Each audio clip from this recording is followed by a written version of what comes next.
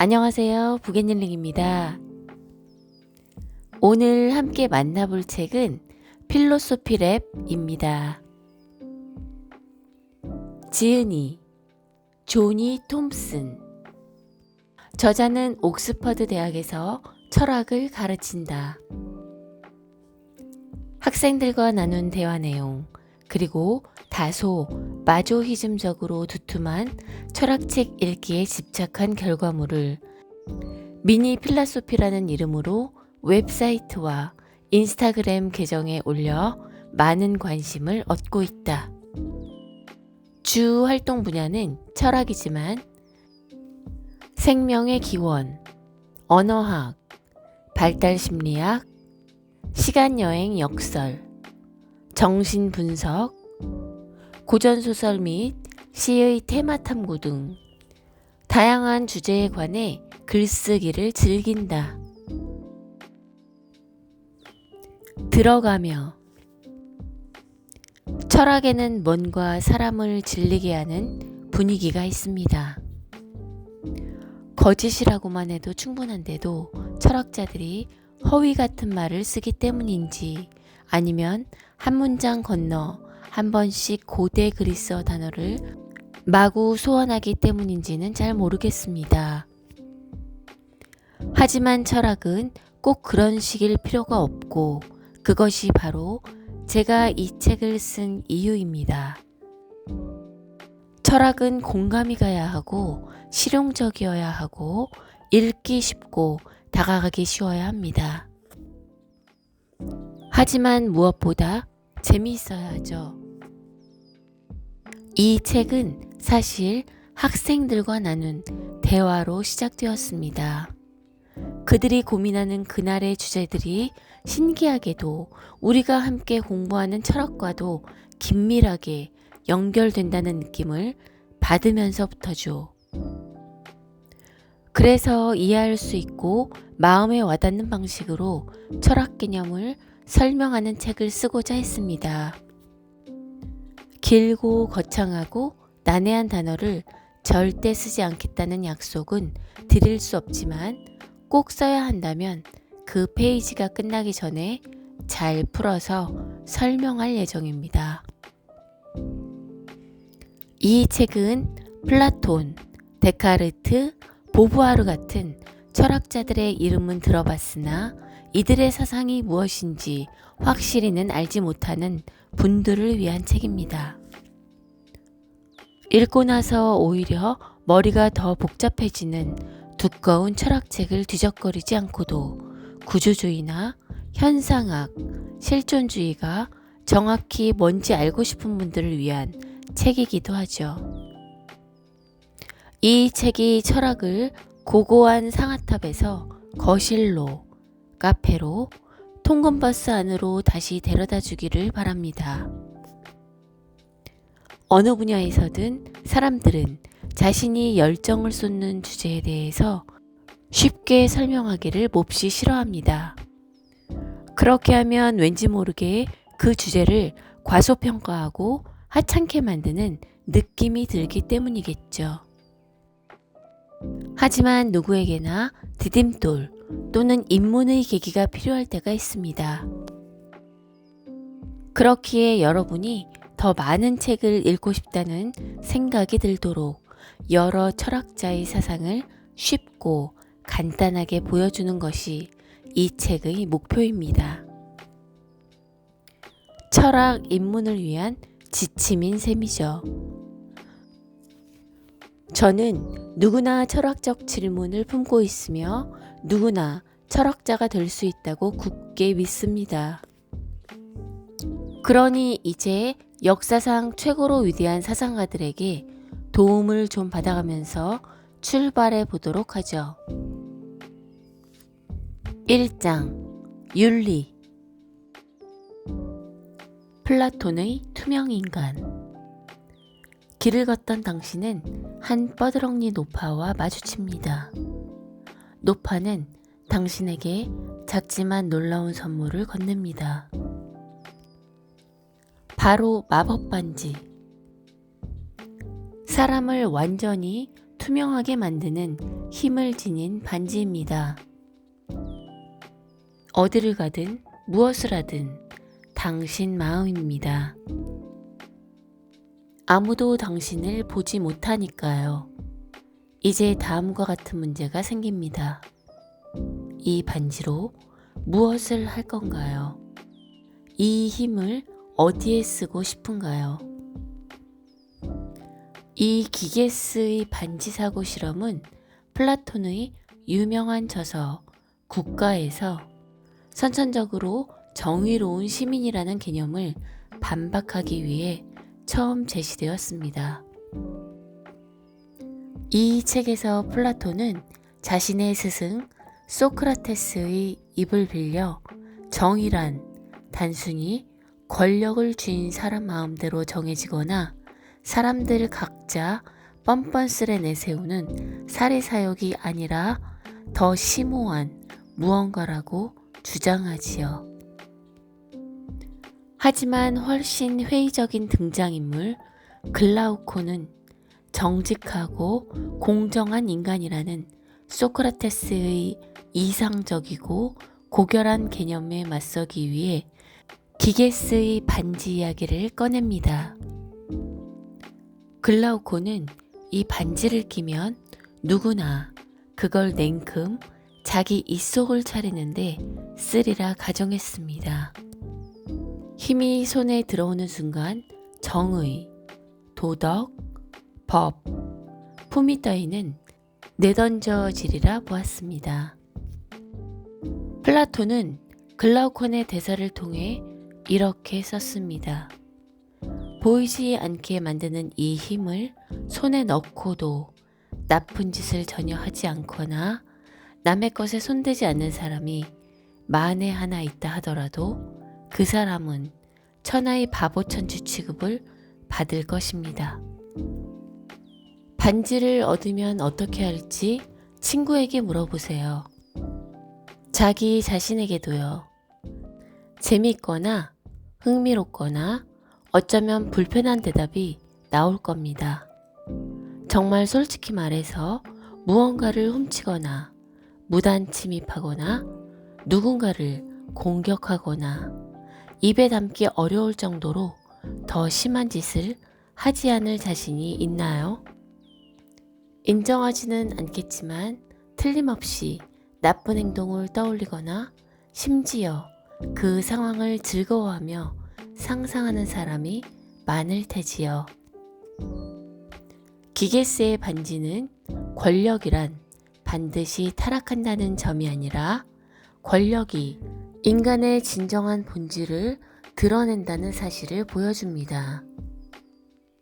모든 이의 마음속에는 작은 폭군이 숨어 있습니다. 사람을 바르게 행동하게 하는 원동력은 바로 사회적 비판, 즉 울타리 너머로 넘겨다보는 이웃의 존재에서 나옵니다. 우리가 정직하게 사는 유일한 이유는 타인의 비판인 셈이죠. 이 사고 실험에서 글라우콘이 옳다면 정치가나 지도자, 거대 기업을 바라보는 관점에서도 생각해 볼 거리가 많습니다. 모든 사람에게는 견제와 균형 또는 길을 벗어나지 않게 해줄 억제력이 필요합니다. 정의에는 끊임없는 단속과 투명성이 필요하다는 뜻이죠. 어쩌면 국가 기밀, 기업의 술책, 정치가의 번드르르한 거짓말은 기게스의 반지 이야기가 낳은 지극히 현실적이고 현대적인 결과가 아닐까요?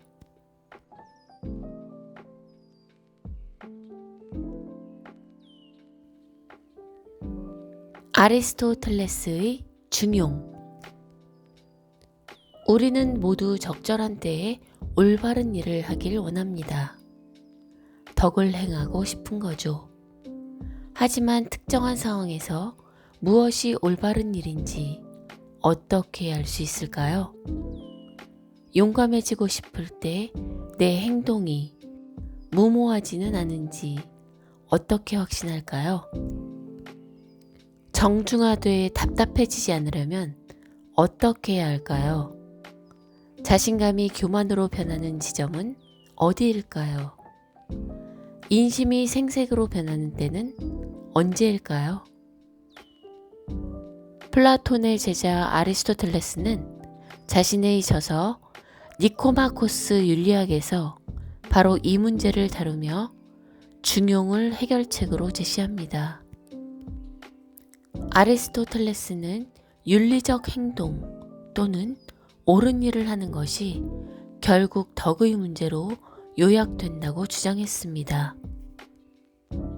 실천하고 반복하며 다른 이들을 모방함으로써 다양한 미덕을 두루 갖춘 사람으로 거듭날 수 있다는 뜻이죠. 친절해지고 싶다고요? 그냥 친절한 일을 자주 하세요. 너그러워지고 싶다고요?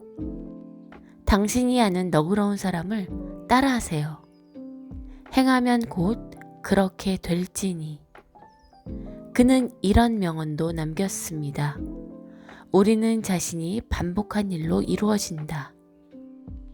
그렇기에 탁월함은 행위가 아니라 습관이다. 하지만 어떤 상황에서든 덕 있는 행동이 뭔지 알아내기란 쉽지만은 않습니다. 도덕적 결정이나 선택은 모두 그때그때 다르니까요.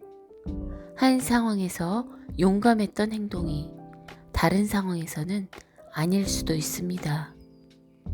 어제는 상냥했던 솔직함이 오늘은 뼈아프게 잔인할지도 모릅니다. 그렇다면 덕 있는 행동을 어떻게 알아볼 수 있을까요?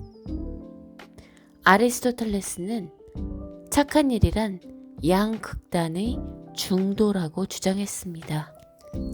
선한 행위는 두 가지 악, 즉 지나침과 모자람 사이에 존재합니다. 용기는 무모함과 비겁함의 중간입니다. 정중함은 시큰둥함과 야단스러움 사이에 있고요. 넉넉하려면 째째해서도 해퍼서도 안 됩니다. 고대 그리스 시인 헤시오도스의 모든 것은 적당이라는 말로 요약할 수 있겠습니다. 하지만 중용을 찾아내는 이러한 능력은 늘 쉽게 발휘되지는 않으므로 연습이 필요합니다. 그러려면 실천적 지혜가 필요하며 아리스토텔레스는 이를 프로네시스라고 불렀습니다. 올바르게 행동하고 덕을 실천하면 헬스장에서 근육을 단련하듯 차츰 이 기술을 갈고 닦을 수 있습니다. 프로네시스를 통해 직관적으로 중용을 정확히 짚어낼 수 있다는 뜻이죠. 우리는 완벽하게 윤리적인 시민이 될 것이고 어떤 상황에서든 무엇을 말할지 정확히 알게 되었죠. 그러다 보면 언젠가는 우리처럼 완벽하게 덕을 행하려는 젊은이들이 생겨나 우리를 따라할지도 모를 일이죠.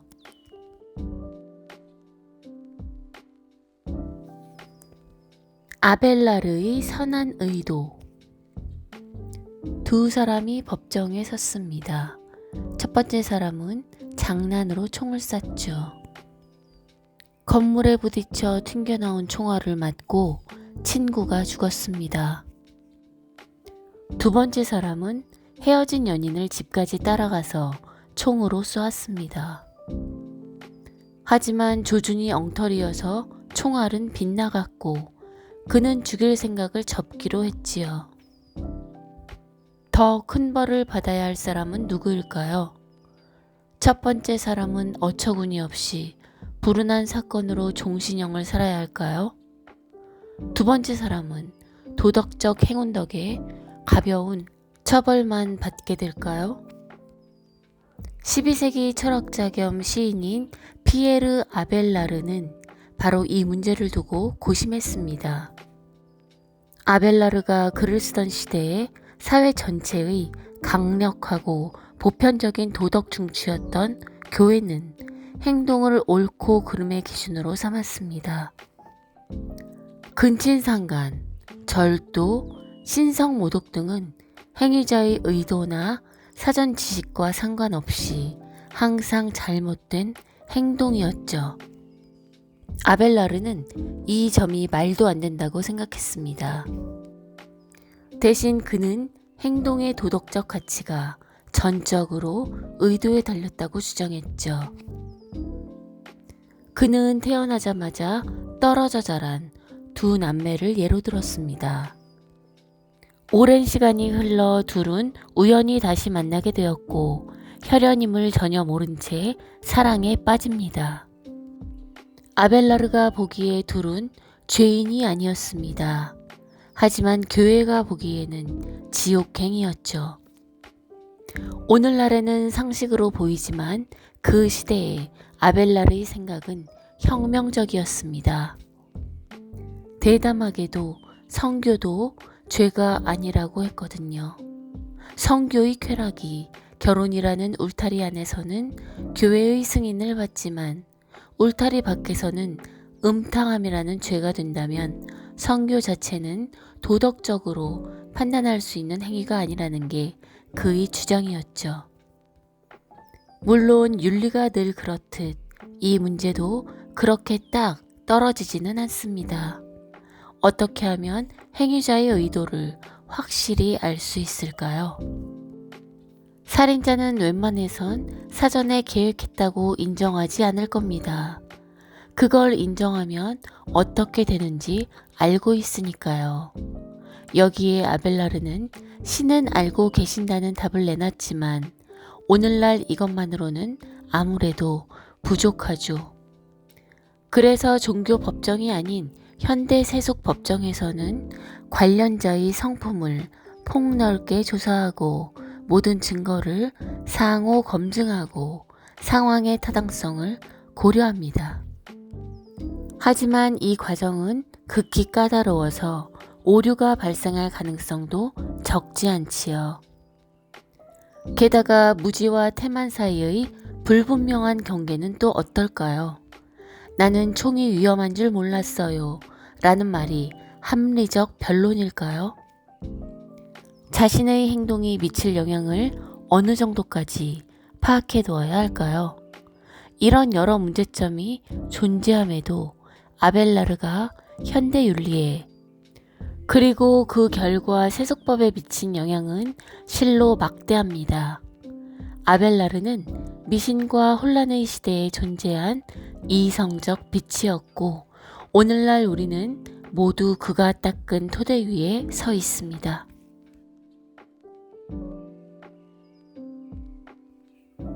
2장 실존주의. 실존주의는 부정이자 긍정입니다. 절대적, 객관적, 제한적 규칙과 기준에 대한 부정인 동시에 인간의 선택, 자유, 자기 결정, 주체성에 대한 긍정이죠. 이 사상은 우리가 쓰고 있는 가면과 거짓된 삶을 드러내고 자기 생각에 따라 삶을 선택하라고 촉구합니다. 실존주의는 우리에게 남들이 정해놓은 해야 할 일을 거부하고 자기 삶의 주도권을 잡으라고 요구합니다.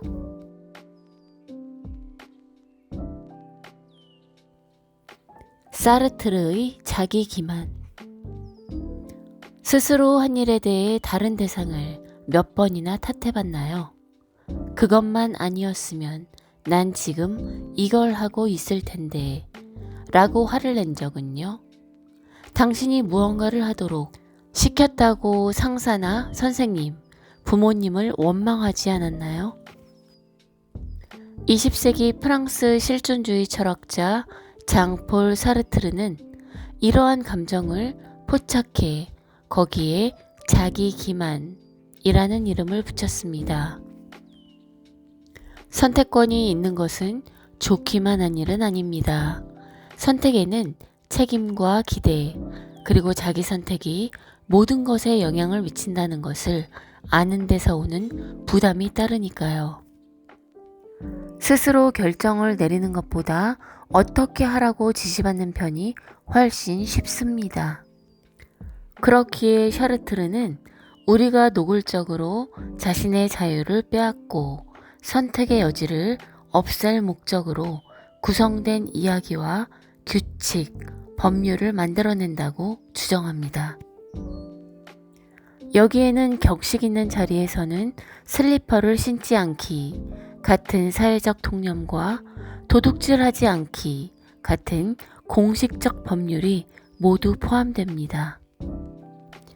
자기 기만은 이런 구조를 활용해서 자신의 연로를 숨기는 순간, 즉 외부 규칙이 나에게 무언가를 하도록 시켰다고 가정할 때 나타납니다. 하지만 개념이나 규칙, 기준은 사람에게 무언가를 억지로 시킬 수 없습니다. 무언가를 결정하는 것은 당신뿐이죠. 우리는 매일 쉴 틈 없이 선택에 직면합니다. 깨어있는 모든 순간 자유를 누리기 때문이죠. 무엇도 인간에게서 자유를 빼앗을 수 없습니다. 인간은 자유롭도록 저주받은 존재입니다. 사르트르는 자신의 제자들 그리고 모든 실존주의자에게 자신의 선택이 지닌 힘을 인식해야 한다고 역설했습니다. 자기 기만을 피하려면 급진적인 인식의 전환이 필요합니다. 스스로 학교에 다니기를 선택했으니 선생님에게 고를 내서는 안 됩니다. 과속을 선택한 것은 당신이니 과속딱지에 화를 내면 곤란합니다. 원래부터 예의 없기로 이름난 당신의 친구가 당신에게 예의 없게 군다고 놀랄 이유가 없습니다.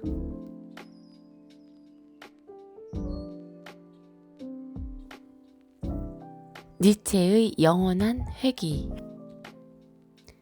니체는 종종 허무주의자로 오해받습니다.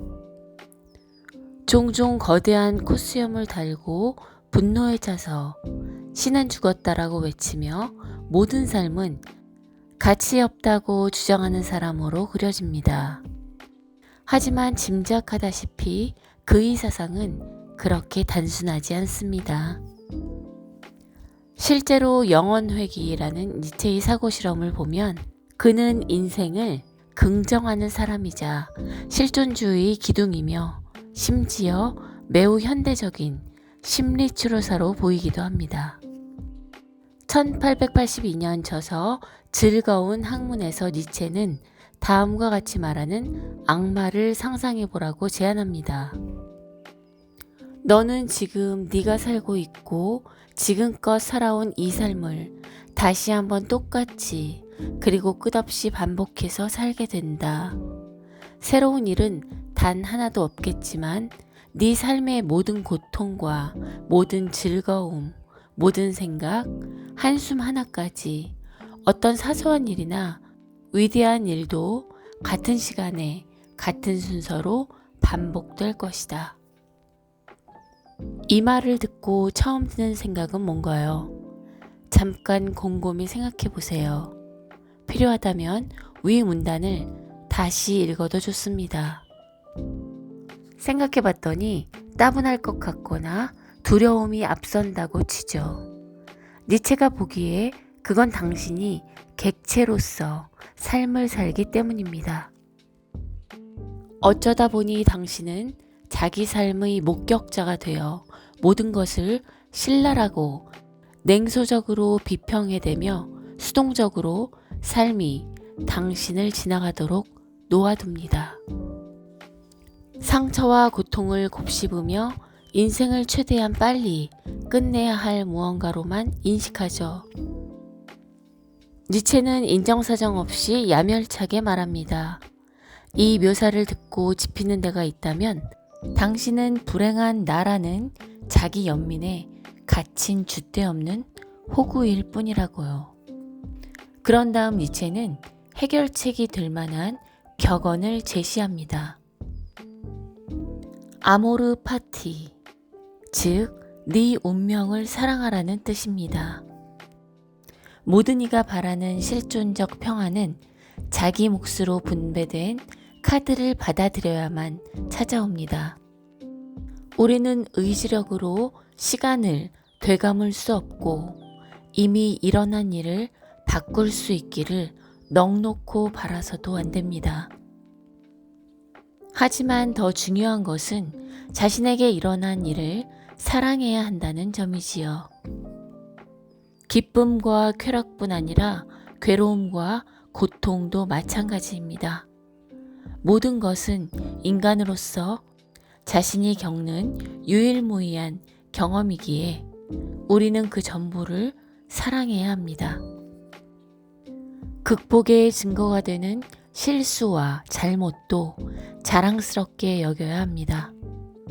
우리는 그 모든 것 덕분에 존재하니까요.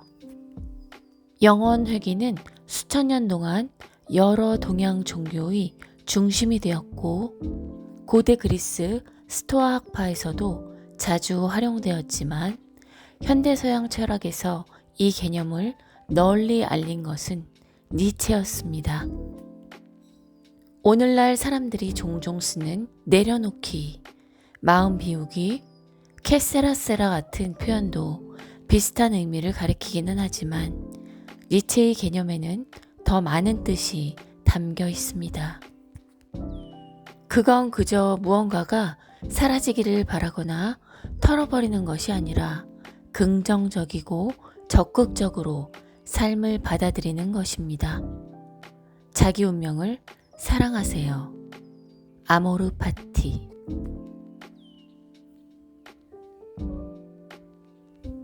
3장 예술. 대상을 더 깊이 파고들고 다시 들여다보는 순간이 철학이라면 철학자들이 예술을 사랑하는 것은 당연한 일입니다. 예술을 정의하는 것 자체도 철학의 영역이지만 여기서는 예술에 속하는 요소, 즉 음악, 회화, 영화, 연극, 노래, 미학 등에 초점을 맞추려 합니다.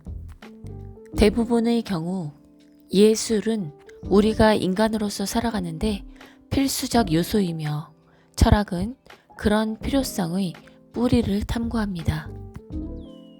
예술이란 우리가 자신만의 특별한 경험을 표현하고 다른 이들이 이를 들여다볼 수 있도록 하는 모든 방법을 가리킵니다.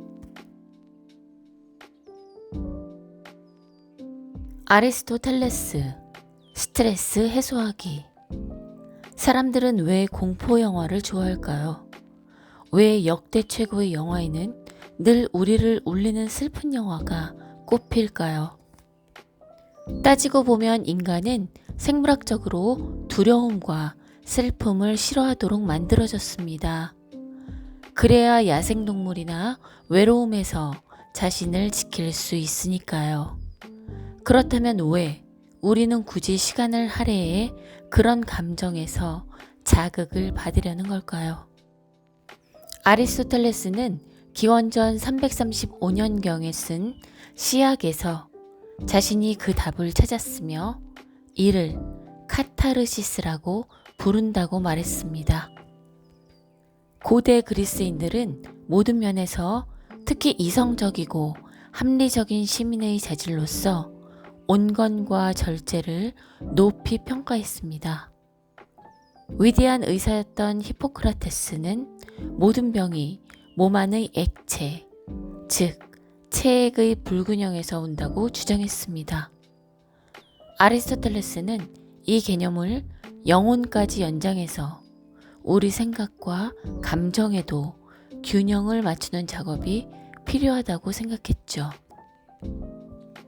카타르시스는 강렬하거나 유쾌하지 않은 감정을 경험해서 그것을 자기 정신세계에서 몰아내는 과정입니다. 아리스토텔레스는 비극이야말로 카타르시스를 끌어내는 최고의 방법이라고 말합니다. 동정심과 두려움을 유발해보는 이가 억눌린 감정을 털어내도록 유도하기 때문이죠. 펑펑 울고 나면 종종 기분이 훨씬 나아지는 이유. 스트레스가 쌓였을 때 실컷 달리거나 고주망태가 되도록 술을 마시고 싶어지는 이유는 카타르시스 때문입니다. 김을 빼주는 거죠. 카타르시스는 안전하면서 허용 가능한 스트레스 해소법입니다. 실제로 고대 그리스에서는 이 카타르시스의 의료적 효과가 워낙 커서 시민들에게 공짜로, 심지어 가끔은 돈을 줘가며 연극을 보게 했다고 합니다. 공공복지의 일환이었던 셈이죠. 논리적으로 보면 비극을 관람하면서 안전하게 이런 감정을 맛보는 편이 현실에서 그 감정을 겪는 것보다 낫습니다. 실제로 사람을 죽이는 것보다 무대 위의 살인을 감상하는 편이 낫고요. 친구에게 버럭 화를 내느니 프로메테우스의 괴로움에 공감하는 게 낫습니다. 특히 오이디푸스가 어머니와 동침하는 장면은 실제보다 관람이 100번 낫겠지요. 최근 카타르시스는 논쟁의 주제가 되기도 했습니다. 일부 사람들은 아리스토텔레스의 원래 의도가 공포나 분노, 증오처럼 부정적이고 파괴적인 감정만을 몰아내서 건전한 감정적 균형을 되찾는 데 있었다고 생각합니다. 반면 감정을 전부 몰아내려는 의도였다고 여기는 사람들도 있습니다. 많은 그리스 철학자들이 이성을 감정 위에, 논리를 열정 위에 두려고 가진 애를 썼다는 점을 생각하면 이런 관점도 일리가 있어 보입니다. 현대인의 삶에서 카타르시스는 매우 큰 역할을 합니다. 우리는 드라마와 비극, 공포물과 유령의 집을 좋아합니다. 기분을 나아지게 해주기 때문이죠. 그러므로 답답하거나 조바심이 나서 견딜 수 없다면 바로 지금이 카타르시스를 적극적으로 활용해서 김을 빼야 할 때라는 사실을 기억하세요. 여기까지 이 책의 3장까지 부분적으로 읽어드렸는데요. 이 책의 마지막 글인 감사의 글을 전해드리겠습니다. 감사의 말. 고립된 상태로 온전히 설명할 수 있는 것은 아무것도 없습니다. 모든 사물 뒤에는 그것이 그 자리에 존재하게 된 수없이 많은 이유가 있죠. 이 책도 당연히 예외는 아닙니다. 내게 질문을 하라고 가르치신 우리 어머니 로즈메리, 내게 책을 사랑하는 법을 가르치신 아버지 마이클이 계시지 않았다면 내가 철학을 사랑하게 되는 일도 없었겠지요. 내가 아는 사람 가운데 가장 현명하신 두 분께 크나큰 사랑을 전합니다. 그리고 마지막으로 모든 것을 받아주며 상냥하고 든든하게 나를 떠받쳐준 아내 타냐에게 감사를 표합니다. 타냐와 내 아들 프레디는 인생의 의미를 완전히 바꿔놓았고 내가 예전에는 진정으로 알지 못했던 수많은 개념의 색깔과 의미를 더해주었습니다. 가족이야말로 내 삶의 모든 것입니다. 본문 중에 이런 말이 나옵니다. 철학의 마법은 당신이 출발했던 장소를 새로운 눈으로 보게 된 순간 생겨납니다. 철학적 질문들은 세상을 보는 방식을 바꾸고 우리가 안다고 생각했던 모든 것을 재검토하게 합니다. 철학은 우리에게 세상을 보는 새로운 눈을 줍니다. 이 책에 나온 철학자들의 생각을 마주하는 순간 우리는 세상을 바라보는 통찰의 시간을 맛보게 될 것입니다. 그럼 저는 여기서 어렵고 복잡한 철학을 쉽고 간단하게 접하게 하는 세상의 모든 철학 이야기 필로소피 랩의 영상을 마치겠습니다. 함께 해주셔서 감사합니다.